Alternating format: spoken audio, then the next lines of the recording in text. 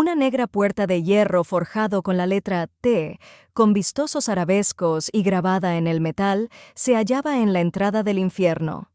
El coche del infierno tenía buenas ballestas, asientos acolchados y tapizados de terciopelo y cortinillas a juego que, debido a la insistencia del señor Kinman, habían permanecido cerradas durante la mayor parte del viaje. Solo ahora, mientras esperaban al portero, el señor Kinman permitió que Enid echara un vistazo al exterior. El infierno se parecía mucho a Suffolk. Las flores veraniegas brillaban en las colinas ondulantes, y la carretera que se extendía ante ellos producía una sensación de aislamiento rural. Suffolk, lo mismo que el infierno, tenía la reputación de ser un lugar remoto, pues los pantanos al norte y el bosque de Epping al sur presentaban obstáculos al tendido de las vías férreas y las carreteras eran escasas. Si Enid tenía capacidad de sorpresa y en aquella coyuntura no se creía capaz de experimentar ninguna emoción acusada, se habría maravillado al descubrir que era difícil aproximarse al infierno. Al fin y al cabo, siempre había oído decir que todos los caminos conducían allí. Cuando el portero se acercó al carruaje, el señor Kinman bajó la ventanilla. «Saludos, Harry». Su voz evidenciaba débiles restos de un acento del este de Londres. «Traigo a la esposa». A Enid esas palabras le sonaron siniestras, casi como si ella fuese un paquete, envuelta pulcramente en papel marrón y atada con cordel. Harry se subió al estribo del lacayo y escudriñó el interior. Era guapo, joven, el rostro de facciones duras. Examinó los rincones del vehículo, pero en el suelo no había más que 2 pares de pies y el bolso de Enid, por lo que hizo un gesto de asentimiento y, con un acento educado, dijo: «Muy bien, vayan directamente al jardín». Su mirada se detuvo en Enid, en su pulcro vestido de viaje marrón, el sombrero de paja y los guantes de cabritilla de color canela. También el señor Kinman miraba con fijeza a Enid. La mezcla de cautela y esperanza que mostraban aquellos hombres incomodaba a Enid. No es que de todos modos no se sintiera incomodada ante la perspectiva de ver una vez más a Stephen. Harry saltó al suelo. «Adelante», le dijo al cochero.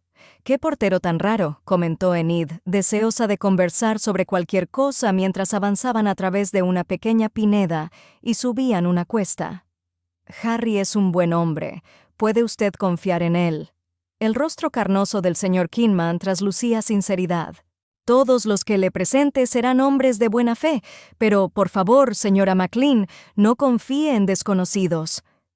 «¿Con cuántos desconocidos me encontraré?», inquirió Enid. Parecía como si al señor Kinman le ahogara su cuello blanco almidonado, pues se pasó un dedo describiendo un semicírculo por su interior. «Con ninguno, señora. No debería encontrarse con ninguno, excepto Maclean, y él era el más desconocido de todo». Enid temía que, como un tren descarrilado, la atropellara una vez más, la aplastara y la dejase retorciéndose en la destrucción de su vida antes de avanzar hacia otra aventura, otra conquista. La idea de ver de nuevo a Maclean le atenazaba las entrañas. Eso, combinado con el movimiento oscilante del coche, le hacía desear que el viaje terminara cuanto antes. Al pasar ante una colina coronada por un castillo en ruinas cubierto de hiedra y madreselva, el señor Kinman dijo con vehemencia: «La casa solariega Blythe es un lugar encantador, cercano a la costa y a orillas del río Blythe». «Habría jurado que era la laguna Estigia», respondió ella. El señor Kinman frunció la ancha frente mientras trataba de comprender la enigmática referencia mitológica de Enid a la laguna infernal. «No, señora, no sé por qué piensa tal cosa. Es el río Blythe. La finca es la casa solariega Blythe. Su anfitrión es el señor Throckmorton, un caballero acaudalado y leal súbdito de su majestad». «¿Él me dará entonces los detalles de la lesión que ha sufrido mi marido?» «Sí, señora». Las preguntas y los comentarios de Enid hacían que el señor Kinman se sintiera francamente incómodo y en cualquier otro momento, en cualesquiera otras circunstancias, se habría apiadado de él. Pero no allí, no en aquel momento. Había abandonado a una moribunda para ir a la finca y ver a Stephen McLean. Sería mejor que no se tratara de una de las añagazas de McLean, pues de lo contrario ella se encargaría personalmente de que resultara lesionado. El señor Throckmorton ha ordenado que se le facilite a usted cuanto desee, cualquier cosa, siguió diciéndole el señor Kinman. Nosotros, todos los que servimos al señor Throckmorton, haremos cuanto esté en nuestra mano para atender a sus necesidades.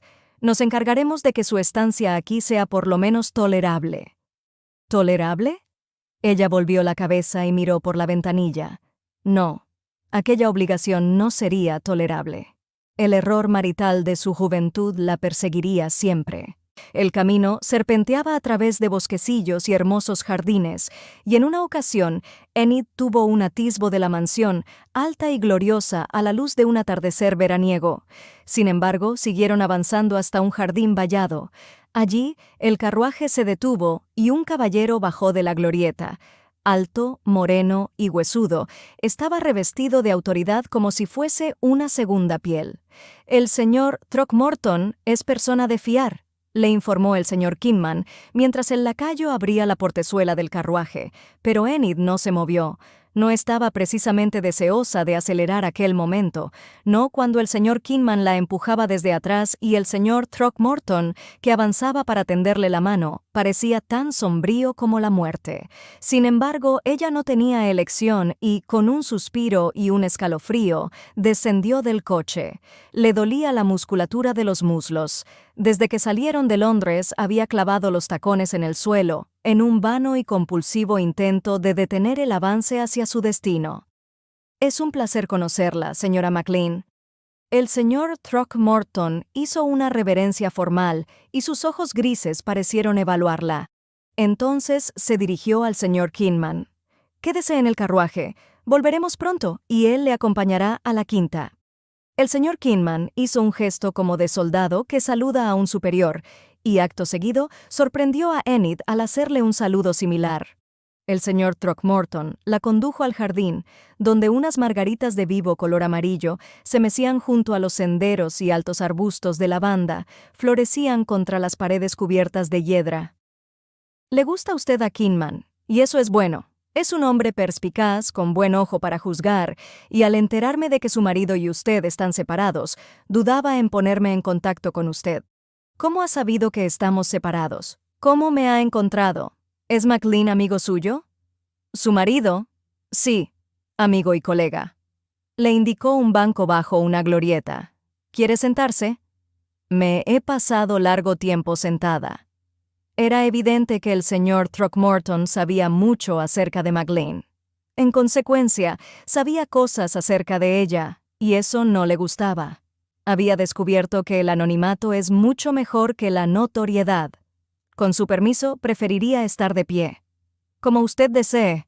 La tomó del brazo y la condujo a lo largo del pequeño círculo que formaba el camino en el interior del jardín. Me imagino que la noticia de la lesión sufrida por McLean le ha perturbado. Es la peor noticia posible, porque le había hecho abandonar a Lady Halifax. Dígame, señor Throckmorton, ¿cuánto tiempo cree usted que estaré aquí? He dejado a una querida paciente en una situación muy crítica y quisiera regresar a su lado lo antes posible. El señor Throckmorton enarcó altivamente una ceja. La distinguida Academia de Institutrices le ha proporcionado otra enfermera, ¿no es cierto? Lady Halifax se está deteriorando mucho y sé lo que necesita, cómo piensa. El corazón se le encogía al pensar en la anciana que con tanto valor la había despedido. Me gustaría estar con ella. El señor Throckmorton la observó atentamente y entonces emitió su juicio crítico. Es usted una buena enfermera. Así es. Pues bien, su marido necesita una enfermera en estos momentos. La falda de Enid giró sobre las corolas de las flores que se mecían, y tal era su estado de ánimo que de buena gana las habría pisoteado. Pobres flores, ser unas sustitutas de aquel sinvergüenza de Stephen McLean. ¿Qué es lo que ha hecho McLean?, inquirió mordazmente. ¿Entrar en un dormitorio ajeno y recibir un tiro de un marido airado? ¿Apostar a que podía arrear a sus caballos a lo largo del camino de Page y volcar el coche? ¿Emborracharse y ser manteado por sus viejos amigos? La amargura que traslucían sus palabras no sorprendió al señor Throckmorton. Por el contrario, respondió como si su censura fuese lo más natural del mundo. Le ha afectado una explosión. Enid pensó que debería avergonzarse de sus acusaciones, pero no era así. No eran acusaciones irrazonables, no cuando se trataba de Stephen McLean. Una explosión. ¿Acaso estaba jugando con petardos? Fue una bomba. Se encontraba en Crimea, en un lugar inadecuado y un momento inoportuno. Un agente ruso causó la explosión. El compañero de McLean murió. ¿Un agente ruso? Se interrumpió y con los ojos muy abiertos, rebosantes de comprensión, miró fijamente al señor Throckmorton. No era de extrañar tuviera aquel aire de autoridad. En realidad, nunca había conocido a nadie como él, porque, tras separarse de McLean, había buscado asiduamente el sosiego en la vida. Pero los periódicos sensacionalistas y la prensa en general habían estimulado su imaginación con relatos de espías tanto en casa como en el extranjero. Y ahora se encontraba precisamente con uno de tales hombres. Entonces pasó por su mente: ¿McLean estaba espiando? El señor Throckmorton dio un respingo y se aclaró la garganta, como si la agudeza de Enid le disgustara. No, el que espiaba era el otro hombre, pero no puedo decirle más. La breve esperanza de Enid se había venido abajo. Era demasiado hermoso confiar en que McLean hubiera llevado a cabo un honorable servicio al gobierno de su majestad. Sin embargo, habría pensado que una actividad tan arriesgada atraería a mi marido. Él fue un transeúnte inocente, le aseguró el señor Throckmorton. Sea como fuere, ahora la necesita a usted. Usted no lo comprende. Mi marido no desearía que viniera a cuidarle. No quiere verme nunca más. Enid expiró lentamente antes de añadir: ni yo a él. Sí, lo comprendemos, pero McLean no está en condiciones de negarse. El señor Throckmorton se detuvo y tomó la mano enguantada de Enid entre las suyas. Su marido se está muriendo, señora McLean.